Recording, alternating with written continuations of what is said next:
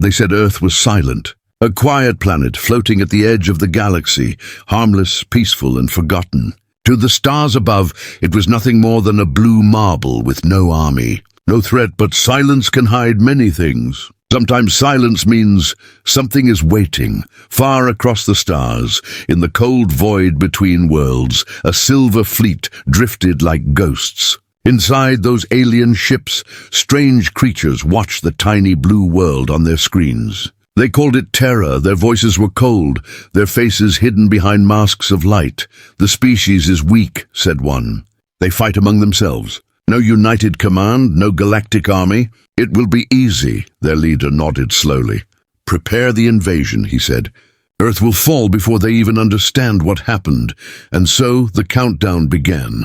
On Earth, no one knew. The sun rose as always. Children went to school. People scrolled through their phones, busy with their small daily battles. Wars, politics, gossip, all noise. They didn't see the shadows moving above their skies. In a small observatory near the Pacific coast, one woman did. Her name was Dr. Lara Wells, an astronomer who had spent her whole life watching the stars. She believed that one day humanity would meet others among them, but she never imagined the meeting would begin like this. It started with light. At first, she thought it was a satellite. Then she realized the pattern didn't match. 5 points of light moved together, perfectly aligned, across the night sky. Too controlled, too organized. Lara frowned, checking her equipment. Her computer beeped. Unknown object detected. Again, she whispered. That can't be right, she zoomed in. The shapes grew larger, metallic, triangular, glowing faintly blue. Her heart pounded. These aren't stars. She reached for her radio and tried to call the National Observatory. No answer. She tried again. Static. Her internet went dark. Power flickered. Something was coming. In the capital cities of the world, strange reports started to appear. Pilots saw glowing lines in the clouds. Satellites went offline. Global communication networks failed one by one. Governments called it solar activity. But in secret rooms, generals whispered another word. Invasion. And then it happened. The sky opened. It wasn't lightning. It wasn't fire. It was like the heavens were torn apart, a blinding white crack across the clouds. People ran into the streets, staring up in fear and awe. Something massive was pushing through, bigger than any storm, darker than any night. A voice filled the air, not through speakers, not through radios, but directly into every mind. We are the Krail Dominion. Your world is now under our control. Do not resist. Surrender your planet. Every light on Earth flickered and died. The world went silent. Lara stood frozen, her telescope shaking in her hands. She whispered, "No, this can't be happening." Her phone buzzed. A single text appeared from an unknown number. "If you can see them, don't trust the sky." Before she could reply, the message vanished. She looked up again. The glowing ships were descending, slow and heavy, cutting through the clouds like knives. Each one larger than a mountain. The air itself seemed to bend around them. All over the planet, people filmed the sky, thinking it was a miracle, until the first blast came. A city in Asia vanished under a beam of light. The shockwave traveled for miles. No one spoke after that. Lara ran to her car, heart racing. She had no plan, no weapons, just fear and curiosity. But inside her head, a thought whispered, "Someone has to know what's really happening." She drove to the coast, where the stars met the ocean. The clouds above glowed faintly blue, pulsing with alien energy. Her laptop, though disconnected, suddenly flashed alive. Words appeared on the screen, typing by themselves. "We warned them." The defense was never meant to be seen. "Who are you?" She typed back. No answer. Just coordinates. Somewhere deep in the desert, thousands of miles away. Lara stared at them. Then she looked at the sky again. The invasion had begun. In space, the alien commander watched the blue planet burn. "Primitive," he said. "They will surrender soon." But one of his officers hesitated. "Sir, we are detecting strange transmissions from the surface. Unauthorized energy signals." The commander frowned. "Impossible. They have no army." The officer looked again. "Then who is sending these signals, sir?" The commander turned to the window. staring down at Earth. The planet seemed calm, but somewhere deep below the clouds, something was moving. Something old, something hidden, and for the first time, the alien felt a chill. Far below, Lara's car disappeared into the foggy highway, heading toward the unknown. Behind her, the night sky glowed with alien fire. Ahead of her, a secret waiting to be found. She whispered to herself, if Earth has no army, then what are they afraid of? The wind howled, the stars vanished, and above it all, the sky opened again. The sky stayed open. All around the world, people stood frozen, looking up as something massive hung above the clouds. The stars were gone. Only dark shapes moved in the heavens now, alien ships, like floating cities of steel and light. Every second, another one arrived. They didn't make sound. They didn't need to. Their silence was more terrifying than any weapon. In the streets of Tokyo, traffic stopped mid-road. In New York, phones stopped working all at once. Across Europe and Africa, lights went out, one city after another. The earth went dark. Then came the message, cold and clear, echoing inside every human mind. This world belongs to the Krail Dominion. You have no army. You have no defense. Surrender, and your species will live. Millions dropped to their knees. Others screamed, ran, prayed, but no one could hide from a voice that came from inside their own heads. Dr. Lara Wells was still driving through the night. Her car's radio had died hours ago. The roads were empty. Not a single vehicle, not even an animal. Only the sky above her, glowing faintly blue with alien light. She kept glancing at the coordinates glowing on her laptop. The message that had appeared there still burned in her mind. We warned them. The defense was never meant to be seen. Defense, she whispered. Whose defense? Her gas tank was nearly empty, but she couldn't stop. Something deep inside her told her this was connected to her father, the man who had disappeared 10 years ago while working on a secret government project. Nobody ever found him. Hundreds of miles away, inside one of the alien command ships, the Krail leader watched the planet from orbit. A thin, reptilian figure with skin like polished glass. He spoke in a voice that was half hiss, half echo. Primitive, he said. They still use fossil fuel and radio waves. Take their major cities first. Burn their communication hubs. An officer bowed. It will be done, Commander. Moments later, giant beams of blue light fired toward Earth. The first hit Washington, D.C. The ground shook. The monuments melted like wax. Another hit Moscow. Another Beijing. Each time, a bright flash, then silence. In less than an hour, humanity's largest cities were gone. Lara reached the desert by dawn.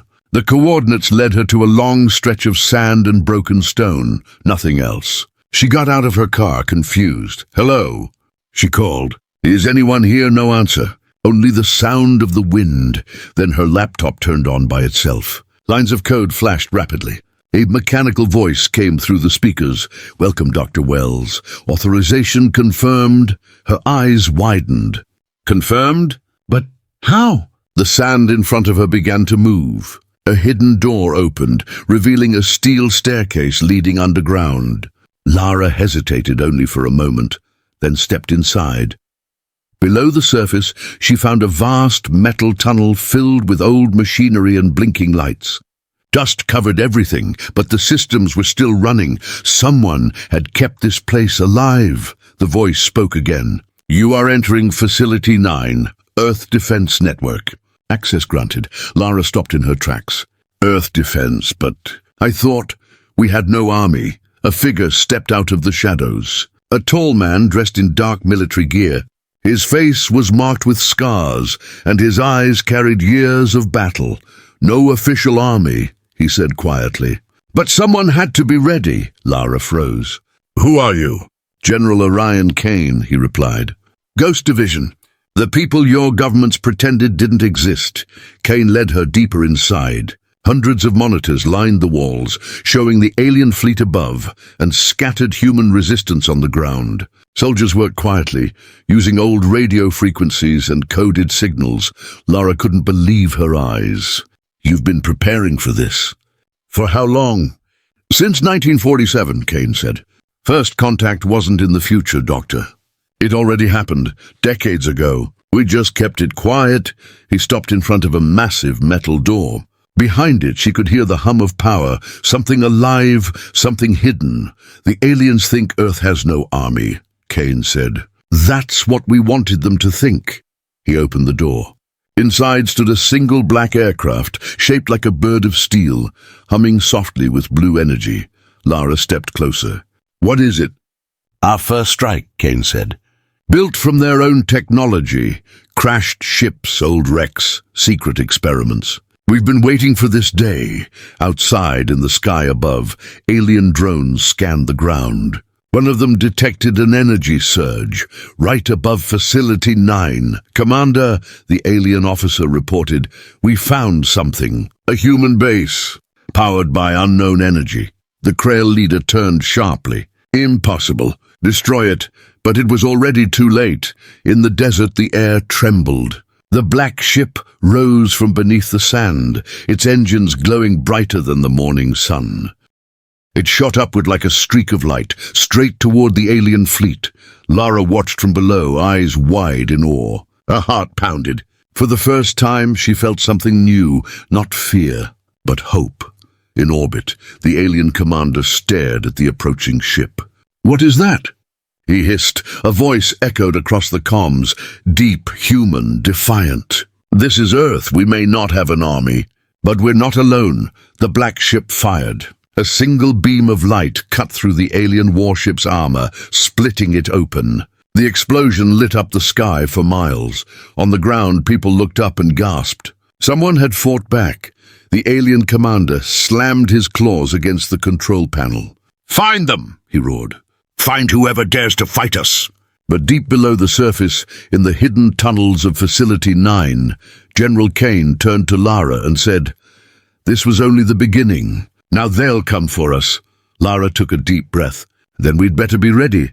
The desert burned with the light of war. Above the clouds, one alien warship had fallen, its fire lighting up the night like a second sun. For the first time since the invasion began, Earth had struck back, and somewhere beneath the sand, deep inside Facility 9, humanity's secret army came alive. Dr. Lara Wells stood beside General Orion Kane, still trying to understand what she had seen. The sound of the blast echoed faintly through the underground tunnels. She turned to the old soldier. You destroyed one of their ships? Kane nodded. His calm voice carried the weight of years. We've waited for this chance. One ship down, millions more to go. The control room buzzed with activity. Men and women in worn uniforms sat at old monitors, typing fast, relaying messages through secret radio channels. No insignias, no flags, just the same symbol on their sleeves, a ghost marked with wings. Lara read it aloud. The Ghost Division, Kane smiled faintly. We don't exist. Officially, we never did. That's how we survived this long. As they walked through the base, Lara saw more of the hidden world her father had hinted about years ago. Rooms filled with strange machines, reverse-engineered alien parts, and human-built weapons that glowed with faint blue energy. Every corridor whispered of secrets the world had forgotten. Kane stopped at a large steel door marked Project Phoenix. He turned to her. Your father worked on this before he disappeared. Lara froze. My father? You knew him? Kane nodded. Dr. Samuel Wells, he was one of us. One of the founders of the Ghost Division. The man who made first contact with the Krail and lived to tell about it. Lara's breath caught. You're saying he knew this would happen? He didn't just know, Kane said softly. He tried to stop it. The door opened with a deep hiss. Inside was a small chamber lit by a single blue crystal at its center. Lara stepped closer. The air vibrated with a strange energy. What is this? She asked. Kane looked at the crystal with quiet respect. The heart of a fallen Krail scout ship. We found it in 1947, buried in New Mexico. Your father studied it for years. Said it was a living power source, not a machine, not a weapon. Something in between. Lara touched the glass case gently. The crystal pulsed, once, twice, like it recognized her. The room lights flickered. A voice came faintly from the speakers. Welcome back, Dr. Wells. Daughter of Samuel Wells. Lara stepped back, startled. It spoke to me. Kane frowned. It's been silent for 10 years, the voice continued. Earth defense protocol incomplete. Activation requires human command. Coordinates ready. Kane's eyes widened. It's waking up. Meanwhile, far above Earth, inside the alien command ship, chaos spread. The fall of the first Kryl ship had shaken the entire fleet. The alien commander paced across his bridge, his glass-like armor reflecting the flames outside. Find the source of that attack, he hissed. We have, sir, said one of his officers. It came from the western continent. Deep underground, the commander's eyes narrowed. So, the humans have a secret. He turned toward the stars. Send the Dreadwings, burn everything until we find them. Back on Earth, alarms echoed through Facility 9. A soldier ran in. General! Dread-class ships are entering the atmosphere. Multiple targets. They're scanning for us. Kane barked orders. Seal the upper tunnels. Prepare countermeasures. He turned to Lara. You need to leave. Now. Lara shook her head. I'm not leaving. My father built this place. If this crystal can help, I have to finish what he started. Kane stared at her for a long second, then nodded. Then let's make sure the world knows we're still alive. Outside, the sky darkened again. Massive black ships broke through the clouds, raining beams of light over the desert. The sand exploded with every blast. But below the surface, the Ghost Division stood their ground. Dozens of soldiers moved through narrow corridors, their armor glowing faint blue, weapons humming quietly. No one spoke, only the sound of breathing and distant thunder. A young soldier muttered, Sir, what happens if they find us? Kane answered without looking back. Then they'll meet the ghosts they're afraid of. Inside the control room, Lara worked fast, typing commands into the system. The crystal pulsed brighter, sending waves of energy through the base. When monitor flashed, signal transmission, partial uplink established. What's it doing? She asked. Kane checked the readings. It's sending a message. To who? The screen flickered. Words appeared in glowing letters. To every human frequency. The ghosts are real, Lara smiled faintly. Then the world will know. Above the desert, alien ships began scanning deeper, their sensors locking onto the hidden base. Kane ordered his troops into position. One of them, an old pilot named Reyes, climbed into the black ship they had used before. Permission to take her up again, sir? He asked. Kane nodded. Make them remember Earth's name, the pilot grinned. Yes, sir. Time to haunt the sky. Moments later, the stealth ship roared out of the sand, its engines burning blue. It weaved through beams of light, firing energy rounds into the alien fleet. 2 more enemy ships fell. Down below, Lara stared at the screens, her father's project now alive again. The power from the crystal surged higher. The walls trembled. And then, from deep underground, something else responded, a low, mechanical hum that sounded almost alive. What is that? Lara whispered. Kane looked at the readings, his face pale. That is something your father never finished telling us about. The hum grew louder. The base shook. Outside, even the alien ship seemed to pause. In orbit, the Kryl commander stared at the readings, his claws tightening. What is this energy signature? It's coming from the planet itself. For the first time, fear entered his voice. Impossible. They can't have awakened it. He turned to his officers. Destroy the surface, now! Back underground, Kane and Lara watched the monitors flash red. Above them, explosions grew closer. Lara turned to him. If we survive this, what happens next? Kane looked up, calm, even in the chaos. Then the ghosts stop hiding. And the world starts fighting back. The lights flickered again. The crystal pulsed like a heartbeat. Somewhere far below, a deep metallic voice whispered through the static, Earth awakening, and then silence. The world was on fire. From orbit, the Earth looked wounded, black smoke rising from burning cities, glowing red scars across continents. The Kryl fleet surrounded the planet like a cage of light. They thought the war was already over, but beneath the desert, under layers of steel and stone, something ancient had awakened, and humanity was no longer silent. Dr. Lara Wells, stood in the command room of Facility 9, her face lit by the blue glow of the crystal. The power readings were off the charts. Every monitor showed strange pulses running through the planet's magnetic field, as if the Earth itself was alive and angry. General Kane watched quietly. "Your father's crystal. It's connecting to something bigger," he said. Lara nodded slowly. "Maybe it's what he was trying to warn us about. The Earth's defense isn't a weapon. It's a system." Before she could finish, alarms screamed across the base. A soldier shouted, "Sir!" Multiple ships approaching fast, dread wings less than 10 miles. Kane straightened.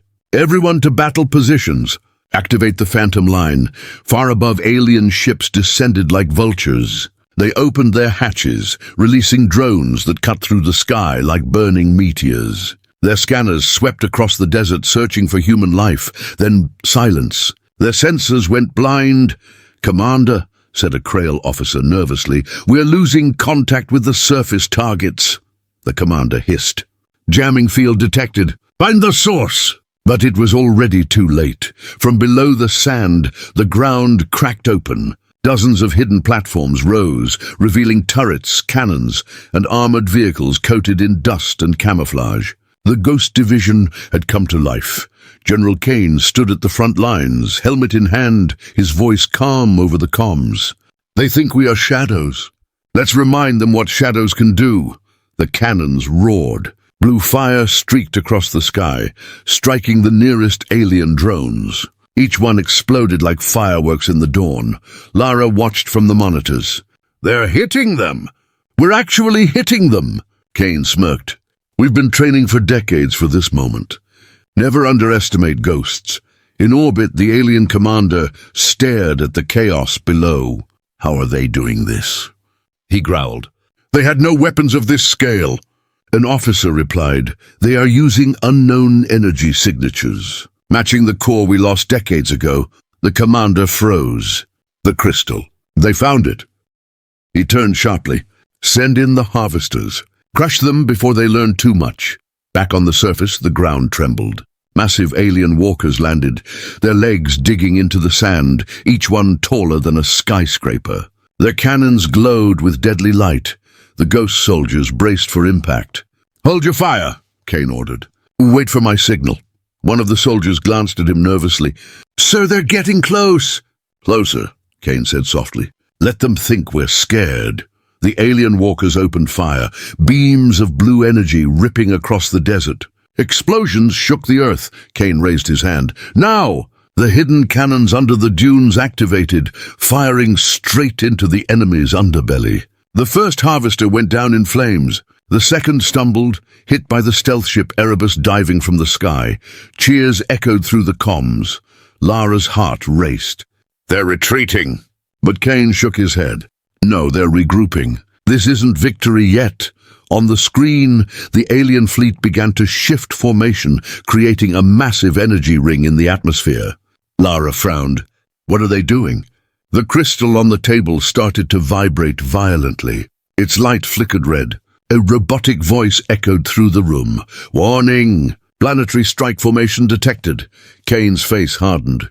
"They're going to burn us all." The command room fell silent for a moment. Then Lara spoke. "There's one chance. My father once told me about something called Project Sci-Fi." Kane turned sharply. "That's classified." "Not to me," Lara replied. "He said it was Earth's failsafe, a weapon hidden in orbit, a station built from stolen alien technology. It was never finished because he disappeared." Kane stared at her, thinking fast. "If that thing exists, it could turn this war around," Lara nodded. "But the activation code died with him." Kane gave her a hard look. "Then find it. You have hours, maybe less." Outside, lightning tore across the horizon as the alien energy ring grew brighter. The ghost soldiers kept firing, buying time. Erebus danced between beams, its pilot Reyes laughing through the static. "Come on, you monsters. Let's see what you've got." Kane's voice came through his headset. "Reyes, fall back." "Negative, sir," Reyes said. "They're locking onto the base. I'll draw them away." Before Kane could reply, Erebus dove straight into the heart of the enemy formation, firing until it disappeared in a ball of fire. The radio went silent. Lara covered her mouth. "He's gone." Kane looked away, his voice low. He knew the cost. "Ghosts fight so others can live." Lara turned back to her computer. She searched her father's old files, typing command after command. Finally, she found something, a video log labeled Sci-Fi Final Entry. She opened it. Her father's face appeared, tired but calm. "If you're watching this, it means the Kryll have returned.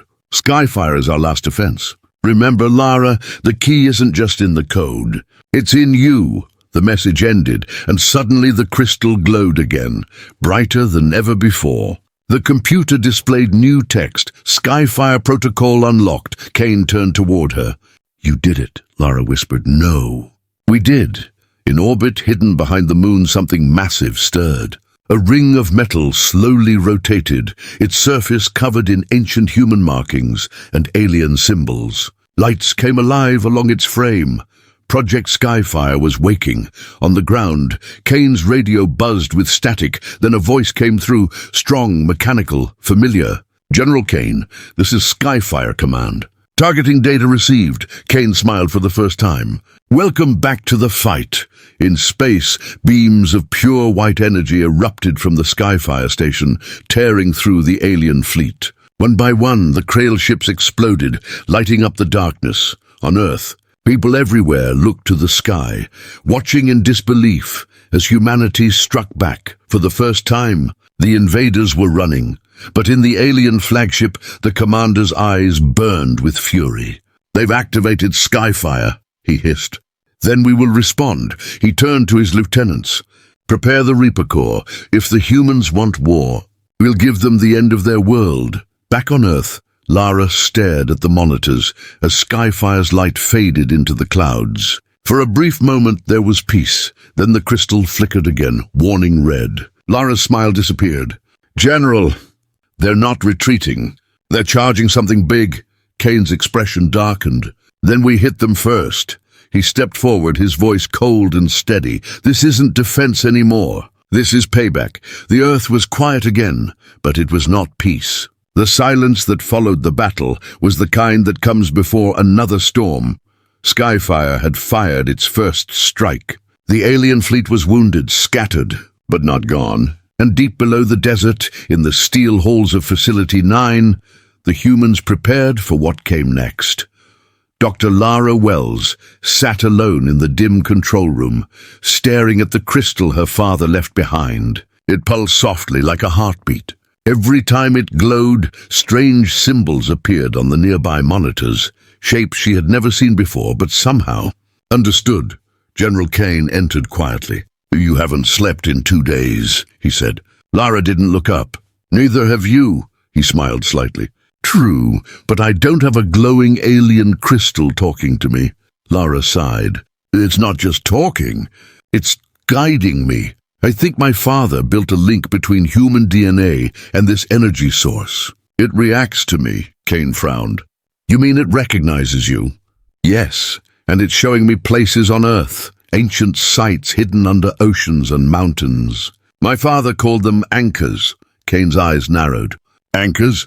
Lara nodded slowly. "He believed Earth wasn't just another planet. He thought it was engineered. High above, in the darkness of space, the Kryll flagship drifted near the moon. Inside, the alien commander stood before a massive screen showing Earth's blue glow. A younger officer approached.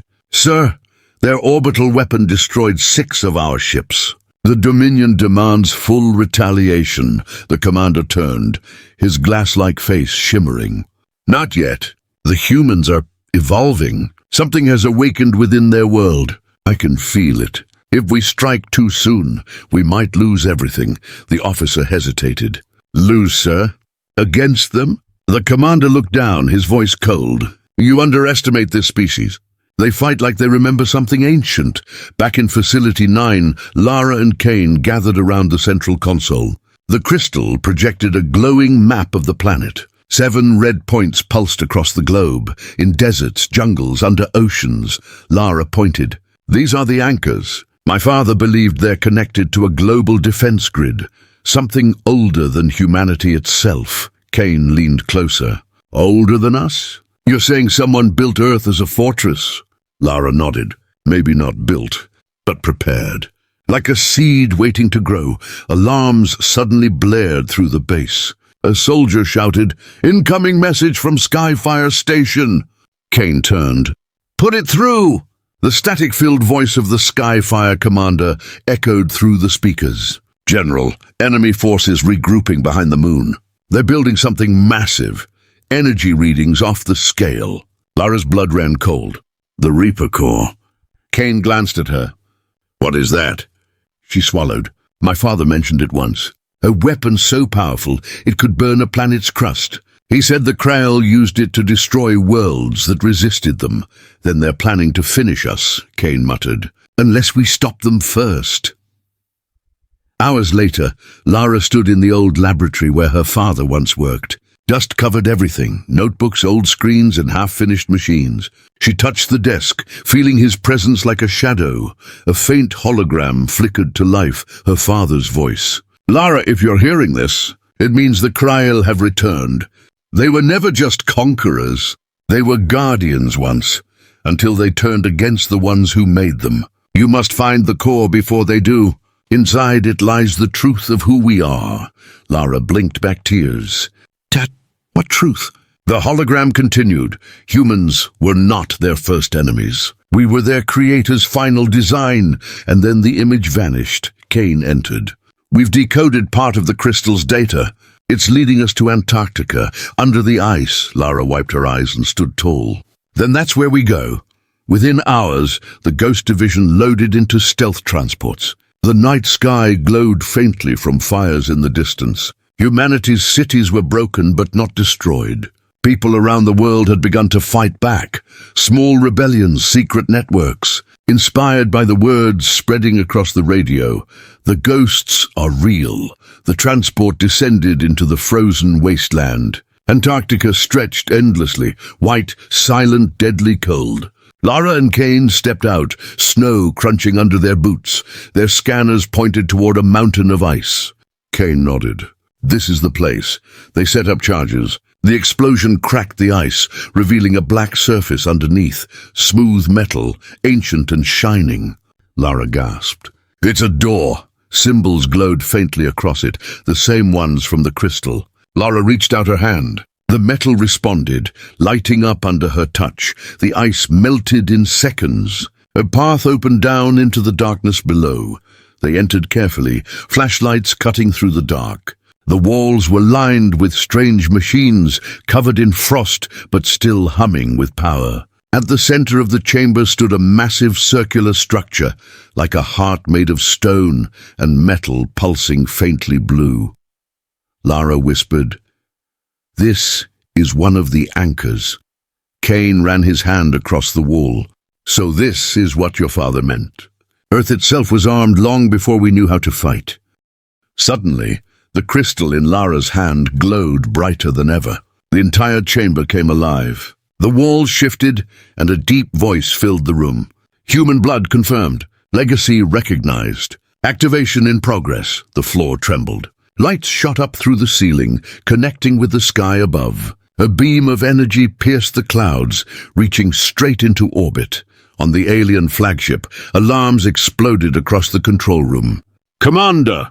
Unknown energy from the southern pole. "It's linking with Skyfire." The commander hissed, his glass-like armor cracking under pressure. "They found an anchor. Destroy it before it activates fully." But the beam of light struck first. It hit the Reaper Core ship dead center, tearing through its shields, ripping it apart in a blinding explosion. From orbit to Earth, the blast lit up the sky. For the first time, humanity saw something no one had ever seen before. The aliens retreating. Back under the ice, the chamber's lights dimmed again. Lara fell to her knees, exhausted. Kane helped her up. "You did it," he said softly. Lara shook her head. "No, my father did. He left us the keys. We just had to use them." Kane looked toward the glowing walls. "How many more anchors are there?" 6, Lara replied. "And if each one is like this..." Kane smiled grimly. Then maybe Earth was never defenseless at all, but as they turned to leave, the crystal flickered again, this time showing a strange symbol neither of them had seen before. It wasn't Krail, and it wasn't human. A voice whispered faintly through the static, "You are not alone." Lara looked up at Kane, eyes wide. "Did you hear that?" He nodded slowly. "Yeah," he said. "And something tells me that wasn't from Earth. For the first time in history, Earth glowed from within. A thin beam of light stretched from the Antarctic sky to the edge of space, bright enough to be seen from every continent. People stopped and stared. In destroyed cities, in broken villages, in underground bunkers, they all saw it. The sky was no longer silent. It was fighting back. General Kane and Dr. Lara Wells stood at the mouth of the frozen chamber, the light washing over their faces. Lara's crystal pulsed in her hand, still warm, still alive. The air buzzed with invisible energy, like thunder waiting to break. Kane's radio crackled. "General!" Sci-Fi Command reporting, "The alien fleet is retreating behind the moon. Whatever you activated down there scared them." Kane smiled faintly. "Good. Let's make sure they stay scared." He looked at Lara. "How long can this anchor stay active?" Lara shook her head. "I don't know. My father's data says each anchor links to a network deep inside the planet, maybe even the planet's core. But I think we just woke it up," Kane frowned. "Woke what up?" Lara looked at the sky. "Earth." Above the clouds, Skyfire Station hummed with new power. The alien attack had damaged its systems, but now something was feeding it energy, directly from the Antarctic beam. The once flickering lights now glowed bright blue, stronger than ever before. The Skyfire commander stared at the readings. Energy output increased by 700%. "It's like the station's alive," a young officer pointed to the screen. "Sir, new signatures. Multiple energy spikes across the globe." He zoomed in. Red dots appeared on the map. South America, Africa, the Himalayas, the Pacific Ocean, the Sahara, and the Arctic. The other anchors were awakening. Meanwhile, on the alien flagship, chaos filled the bridge. Monitors exploded, sparks rained from the ceiling, and alarms screamed in a language not meant for humans. The Krail commander slammed his claws into the control panel. "Report! 6 more energy points detected," his officer shouted. "They're connecting across the planet, forming a defense grid." The commander snarled. "Impossible. That world had no defenses." The officer trembled. "It does now." Back on Earth, resistance fighters from every corner of the world picked up the same signal, a deep pulse, repeating through every old radio frequency. No one knew where it came from, but everyone understood it. It was a heartbeat. The planet's heartbeat. Groups that once fought separately now began to unite. Soldiers, scientists, survivors, hackers. The message was simple. Earth fights for its own. Inside the frozen base, Lara stared at the data streaming from her father's crystal. Symbols flashed faster and faster, linking the anchor's power sources together. "It's working," she whispered. "They're forming a global shield." Kane raised an eyebrow. "A shield? Like a barrier?" "Exactly. A planetary one. Once it's complete, no alien weapon can touch us." He smiled grimly. "Then we might actually have a chance." But before Lara could reply, the ground shook violently. A deep rumble echoed through the ice. An alert appeared on the monitors. Orbital strike detected. High above, the Krail fleet had regrouped. Dozens of ships aimed their cannons at Earth. Blue light gathered at their tips, the Reaper energy returning stronger than ever.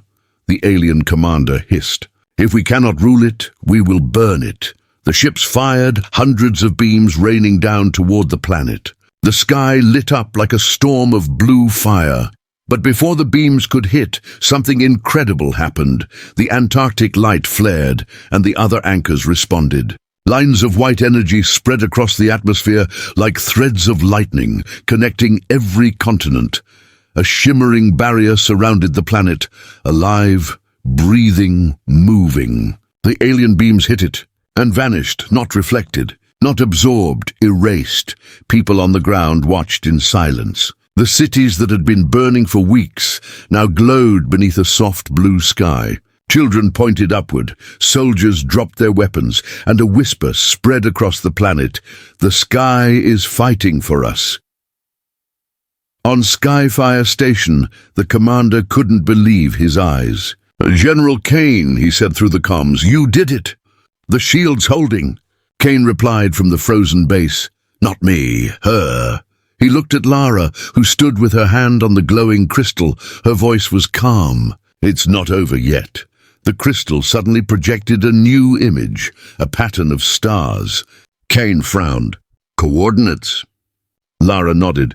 "Yes, but not in our system," she zoomed in. The stars rearranged into a symbol, the same unknown mark that appeared before. Kane stepped closer. "What is that?" Lara whispered, "A signal. Someone, or something, is calling back." On the alien flagship, the Krail commander watched the Earth's shield shimmer across his screen. His officers waited for his order, terrified. He turned slowly. "This is no longer a simple conquest. This planet holds secrets the Dominion never told us. Shall we retreat, sir?" The commander's eyes glowed faintly. "No, we will not retreat. We will awaken our creators. If the humans have found their legacy, then so shall we." He looked out toward the distant stars, where a faint red light flickered. "Prepare the gate," he ordered. "It's time to open the rift." Back on Earth, Kane watched as Lara collapsed to one knee. The crystal dimmed. She looked exhausted. He caught her before she fell. "Hey, you okay?" She nodded weakly. "I'm fine. It's just the energy drain. The planet's awake now, but it's not stable. If the aliens break through again before the anchors are fully synced, then what?" Kane asked. "Then the shield could fail, and all that power would turn inward." Kane's face hardened. "You mean the planet would destroy itself?" Lara nodded slowly. "Exactly." The storm outside began to fade. The light from the Antarctic beam dimmed slightly. Still strong, but flickering. Lara looked at the symbol again, the unknown signal from deep space. "Whoever sent this," she whispered, "they know what's happening." Kane looked at her. "Are they friends?" Lara met his eyes. "I don't know," she said softly. "But if they're coming, we'd better be ready." Far beyond the solar system, a massive shape stirred among the stars, ancient, metallic, alive. Its eyes opened, glowing faint gold. And for the first time in millions of years, it spoke in a voice that shook the void. "The children of Earth have awakened." The stars trembled. Something ancient had awakened beyond the edge of known space. For centuries, the Krail believed they were the strongest species in the galaxy. For centuries, they thought their creators were dead. But now, as the Earth glowed beneath them like a living world of light, the truth was rising from the dark. The Makers were coming home. On Earth, the sky shimmered with soft blue light. The planetary shield pulsed gently, powered by the 7 anchors. Cities once broken now hummed with strange new energy. Earth's heartbeat, steady and strong. Inside the Antarctic chamber, Lara Wells stood before the main console. Her father's crystal floated above it, spinning slowly, projecting star maps and symbols across the walls. General Kane watched as lines connected the dots, forming a shape, a spiral reaching deep into the galaxy. He frowned. "What is it showing us?" Lara's voice was calm but filled with awe. "A path. The signal wasn't random. It's a call, something ancient guiding us toward the source." "The source of what?" Kane asked. Lara turned toward him, her eyes glowing faintly blue in the light. "The Makers." In orbit, the Krail flagship loomed above the moon. Inside, Commander Zorak stood before a massive gate. A swirling red vortex powered by the Reaper Core remains. Energy surged through the ship, bending space itself. An officer approached. "Sir, the rift is stable. We can reach the outer void." Zorak nodded slowly. "Do it. If the humans have found their creators, then so shall we. We were the firstborn. We deserve to meet them first." The gate expanded, swallowing the ship whole. A moment later, it was gone, leaving behind a wound in space.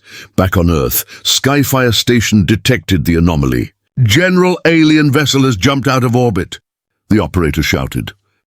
"Destination unknown. Kane looked at Lara. "Can you trace them?" Lara stared at the floating crystal. It pulsed once, twice, then projected the same coordinates. "They're going to the same place the Makers are coming from." She looked at Kane. "We can't let them get there first." Kane nodded. "Then we follow." Within hours, Sci-Fi station's engines roared to life. The black ship, Ghost 1, powered up, its core now fused with energy from the Antarctic anchor. Lara and Kane stepped aboard, along with a small team of soldiers and engineers. As the ship rose from Earth's atmosphere, Lara looked out the window. The planet below glowed softly, wrapped in its living shield. Kane stood beside her. "You ever think we'd be the ones leaving to save the galaxy?" She smiled faintly. "No, but maybe the galaxy needs to remember who built it." The stars stretched into streaks as Ghost 1 entered hyperspace. Time and distance blurred. Outside, the void turned blue, then white, then black again. When the ship dropped out of hyperspace, they saw it. A massive ring-shaped structure floated before them, larger than any planet, built from light and metal. It shimmered like it was alive. Lara gasped. "That's not a station. That's a world." Symbols identical to those in her father's notes covered its surface. At the center, a bright sphere pulsed, the same energy as the anchors on Earth. "This is where it all began," Lara whispered. "The heart of the Makers." But they weren't alone. The Kryl flagship hovered near the ring, its weapons glowing red. Jorak's voice came through the comms, cold and sharp. "Human vessel, you arrived too late. The Makers are ours to command," Kane replied calmly. "You've already lost, Zorak." "Earth stands free," the alien commander hissed. "Free? You are insects playing with power you do not understand. The Makers created us first, to rule, to conquer. You are their broken experiment." Lara's voice cut through. "Then why are we the ones they're calling?" Jorak paused. His eyes flickered. "What?" Lara held up the crystal. "This came from them. It only responds to human DNA. That means we're not their mistake. We're their successors." The ring world began to glow brighter. A deep hum filled the void, slow and powerful, like a heartbeat from a god. From the center, a shape emerged, vast, golden, and radiant. A being of light, neither human nor alien, but something beyond both. It spoke in a voice that shook space itself. "Children of the stars, you have awakened the legacy." Jorak fell to his knees. "Makers, your first creation stands ready. Command us!" But the being turned toward Earth's ship, its golden eyes focused on Lara. "We did not create you to serve. We created you to continue," the alien commander screamed. "No, they are weak!" The being's gaze shifted to him. In an instant, his ship began to disintegrate, atoms breaking apart into dust. The Kryl forgot their purpose. They became destroyers. You became survivors, the true inheritors of life. Lara felt tears in her eyes. She whispered, "Then Earth was your seed?" "Yes, a seed of renewal. A world built to awaken when darkness returned. You have done what we hoped. You remembered how to fight for more than power." The being's light dimmed slightly, its voice softer now. "The anchors will protect your world. The knowledge within them is yours now. Use it well, for we are leaving this galaxy behind." Kane stepped forward. "Leaving? Why?" "Because creation never ends.